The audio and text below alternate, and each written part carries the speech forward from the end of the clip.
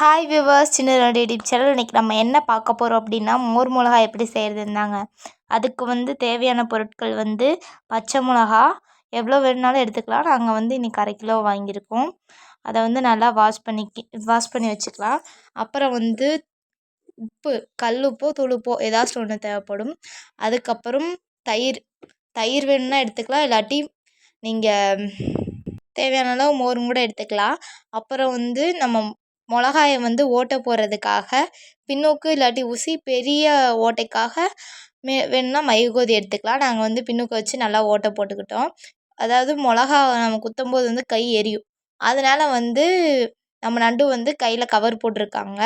உங்களுக்கு எரியாதுன்னா விட்டுருங்க, காம்பை பிடிச்சும் கூட ஓட்டை போட்டுக்கோங்க. நம்ம இப்போ ஓட்டை போட்டு முடிச்சாச்சு. அதை நம்ம எதில் ஊற வைக்கிறோம், மோர் மிளகாவை எதில் ஊற வைக்கிறோமோ அதில் போட்டுக்கலாம். போட்டுட்டு தேவையான அளவு உப்பு சேர்த்துக்கலாம். நாங்கள் கல் உப்பு எடுத்துருக்கோம். தேவையான அளவு போட்டாச்சு. போட்டு நல்லா குலுக்கி விட்டுறலாம். அதுக்கப்புறம் தயிர். எங்ககிட்ட மோர் இல்லை, அதனால நாங்கள் தயிர் ஊற்றிக்கிறோம்.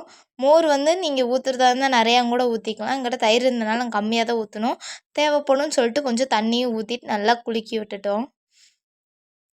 தண்ணி ஊற்றிடும் நல்லா குலுக்கி விடணுங்க. அதாவது தயிர் எல்லா இடத்துலையும் நல்லா பரவணும்.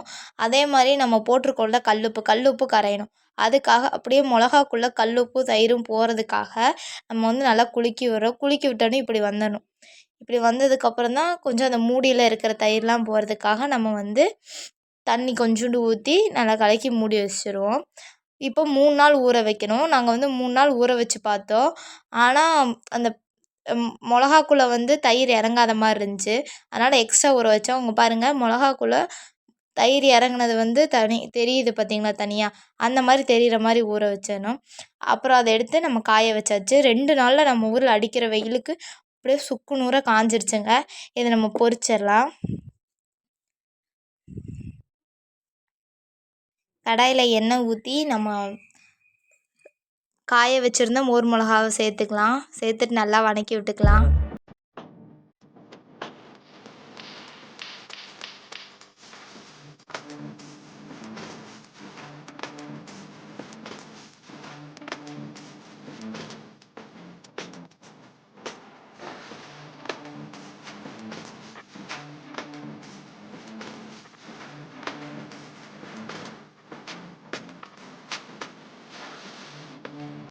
மோர் மிளகா நல்லா வதங்கிருச்சு. உங்களுக்கு நீங்கள் மோர் மிளகா சாப்பிட்டீங்கன்னா எந்த டிஷ் கூட சாப்பிடுவீங்க மோஸ்ட்லி அப்படின்னு கமெண்ட் பண்ணுங்கள். நாங்கள் மோர் மிளகா செஞ்சோம் அப்படின்னா தயிர் சாப்பாடுக்குள்ளே தான் அதிகமாக சாப்பிடுவோம். அதுவும் நம்ம ஊரில் அடிக்கிற வெயிலுக்கு அப்படியே குளு குளுன்னு தயிர் சாப்பாடு வித் மோர் மிளகா ரொம்ப ரொம்ப சூப்பராக இருக்குங்க. எனக்கு ரொம்ப ரொம்ப பிடிக்கும். அதனால நம்ம தயிர் சாப்பாடுக்கு ரெடி பண்ணிக்கலாம். சாப்பாடு போட்டு தயிர் உப்பெல்லாம் போட்டு தண்ணி ஊற்றி நல்லா பிசைஞ்சிக்கலாம். நான் மோர் மிளகாயையும் தயிரையும் சாப்பிட்டுட்டு என்ன சொல்கிறேன் நீங்களே வீடியோ பார்த்து தெரிஞ்சுக்கோங்க.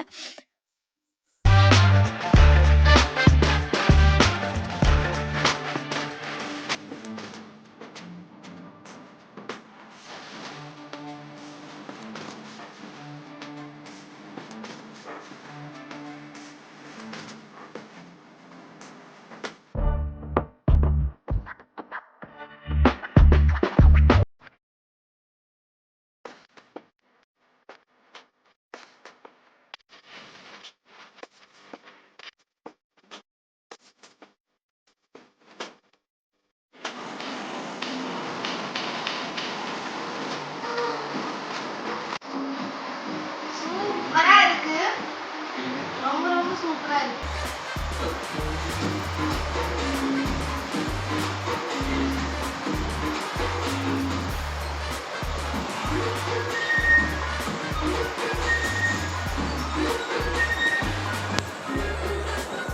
ரொம்ப ரொம்ப சூப்பராக இருக்குது.